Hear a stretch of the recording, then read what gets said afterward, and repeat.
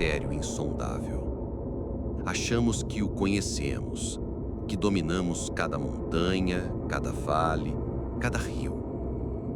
Mas a verdade é que estamos presos na superfície. Vivemos apenas no topo, sem nunca encarar as entranhas da Terra.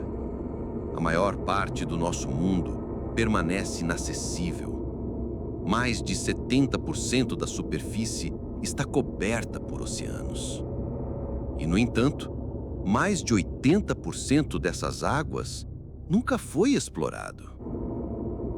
Imagine um planeta onde a maior parte é escuridão, onde milhões de espécies vivem sem nunca terem sido vistas, onde o silêncio esconde formas de vida que não compreendemos. Vivemos cercados pelo desconhecido, mas nos acostumamos a ignorá-lo. Entramos no mar, caminhamos pela areia, mergulhamos alguns metros e acreditamos que entendemos o oceano. Mas a cada passo, sob nossos pés, existe um abismo que nos observa. Shakespeare disse certa vez que existem mais mistérios entre o céu e a terra do que a nossa vã filosofia é capaz de imaginar. Mas talvez, se ele tivesse olhado para o fundo do oceano, teria percebido que os verdadeiros mistérios estão na escuridão abaixo de nós. Porque os oceanos são mais profundos do que podemos conceber. E esse medo, esse vazio que assombra a nossa imaginação, tem um nome: talassofobia, o medo das profundezas, o medo daquilo que não podemos ver. Se você sente isso, respire fundo, porque agora nós vamos descer. Nos primeiros 2 metros, ainda vemos o chão. Aos 10 metros, a luz do sol ainda dança na superfície. Aos 20, o calor desaparece. Aos 40 metros, limite seguro do mergulho recreativo, a cor começa a sumir. O vermelho some primeiro. Depois, o laranja. Depois, o amarelo. Tudo se torna azul. Frio, silencioso. Aos 90 metros, o Cristo Redentor estaria escondido sobre as águas. Aos 100, a estátua da liberdade se tornaria invisível. Ícones da humanidade engolidos pelo mar. E a partir daí, não há retorno fácil. A escuridão domina.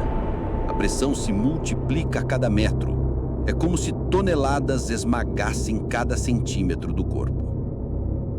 O recorde humano de mergulho sem submersível é pouco mais de 300 metros. Imagine a Torre Eiffel, não de pé, mas de cabeça para baixo, mergulhada no oceano. Esse é o limite, e ainda assim é apenas a beira do abismo. A 1000 metros, entramos na zona bate-pelágica. Aqui não existe mais luz, nada. Um breu absoluto. A temperatura cai para 4 graus e formas de vida bizarras surgem. O peixe-bolha, com a sua face derretida, quase um fantasma. A lula colossal, estendendo tentáculos de 15 metros. Criaturas adaptadas a um mundo que esmagaria qualquer ser humano em segundos. A 4.000 metros, chegamos à zona abissal, um reino de silêncio eterno. Aqui habita o peixe-lâmpada, um caçador que cria sua própria luz. Uma tocha viva no vazio, atraindo presas para a boca. 6.000, 7.000, 10.000 metros. É a zona Adal, um nome inspirado em Hades, o deus do submundo. E o motivo? É claro. Aqui, tudo parece pertencer ao inferno. Na Fossa das Marianas, 11.034 metros de profundidade, a vida ainda resiste. Não sabemos como, mas ela está lá, sozinha, frágil e, ao mesmo tempo, invencível. Explorar esse abismo sempre foi o sonho da humanidade. Muito antes de termos a tecnologia, Leonardo da Vinci já desenhava máquinas para descer. Séculos depois, Cornelius Trebel construiu o primeiro submarino funcional. E a partir dali, o oceano nunca mais foi apenas uma superfície. Na década de 1930, Beebe e Barton desceram 1.000 metros em uma esfera de aço minúscula, imobilizados, suando, respirando ar rarefeito, rodeados de toneladas de água, apenas vidro e ferro separando eles do esmagamento imediato. Em 1960, Jacques Piccard e Don Walsh escreveram história. Dentro do Trieste, chegaram ao ponto mais profundo da Terra. Enquanto todos olhavam para o céu, sonhando com a Lua, 2 homens encaravam as trevas da Terra. Décadas depois, James Cameron, movido pela obsessão do oceano, desceu sozinho às Marianas. E ali, percebeu que tantos exploradores já sentiram. A sensação de ser um intruso, de estar em um mundo que não pertence ao homem. Por muito tempo, mais pessoas haviam caminhado na Lua do que tocado o fundo do mar. Hoje, submarinos modernos já repetiram o feito. Mas o fundo do oceano ainda guarda segredos que não entendemos. Talvez nem seja o ponto mais profundo. Mapear o fundo do mar é como tentar desenhar a sombra de um monstro que nunca vimos. Satélites não enxergam através da água.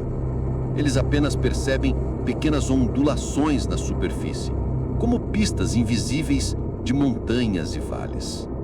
Resultado: Marte, o planeta vermelho a milhões de quilômetros, tem mapas melhores do que a Terra. Nossos oceanos têm resolução de 1.000 metros por pixel, imprecisos, incompletos, cheios de buracos. Para melhorar, usamos sonares. Ondas sonoras mergulham, batem no fundo, retornam. E com cada retorno, uma silhueta começa a se formar.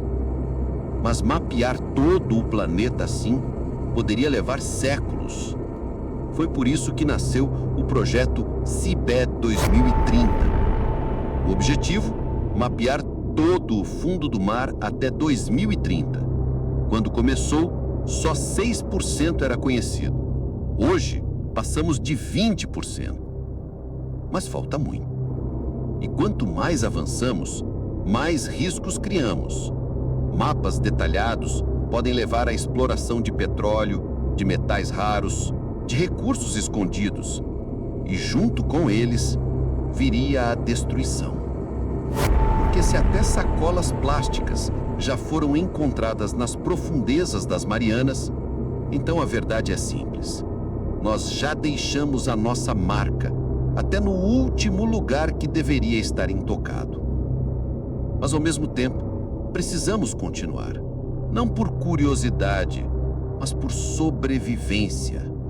Entender o fundo do mar significa prever tsunamis, compreender correntes marítimas, proteger cabos de internet que atravessam continentes, encontrar destroços de aviões, navios, mistérios esquecidos. O fundo do mar é a última fronteira da Terra, um abismo onde cada metro conquistado é uma vitória contra a pressão, o frio e a escuridão. Um reino silencioso que guarda segredos que podem mudar o futuro da humanidade. E é exatamente isso que o torna tão fascinante. Enquanto existirem homens dispostos a olhar para o horizonte e perguntar o que existe além, sempre haverá alguém preparado para mergulhar e descobrir.